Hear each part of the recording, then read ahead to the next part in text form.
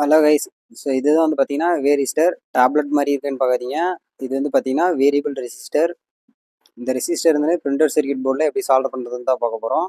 அடுத்ததாக வந்து பார்த்தீங்கன்னா நம்மளுக்கு எல்லாருக்கும் தெரிஞ்ச வந்து யூஎஸ்பி கனெக்டர். இந்த மாதிரி ரீலில் தான் நமக்கு இந்த யூஎஸ்பி கனெக்டர்லாம் கொடுப்பாங்க. யூஎஸ்பியில் வந்து பார்த்தீங்கன்னா இது நமக்கு சி டைப் கனெக்டர். இந்த சி டைப் கனெக்டர் தான் நம்ம வந்து சால்வ் பண்ண போகிறோம்.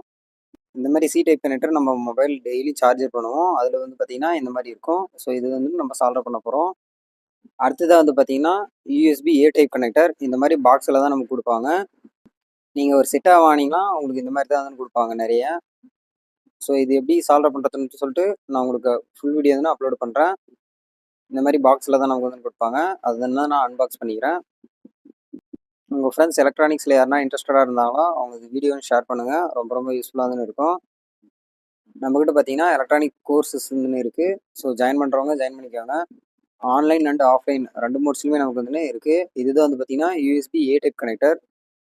ஸோ இதனுடைய ஃபுல் வீடியோ நம்ம தான் கமெண்ட் செக்ஷனில் வந்து க்ரீன் கலர் ஆர்ட் வந்து சென்ட் பண்ணுங்கள். தேங்க்ஸ் ஃபார் வாட்சிங்.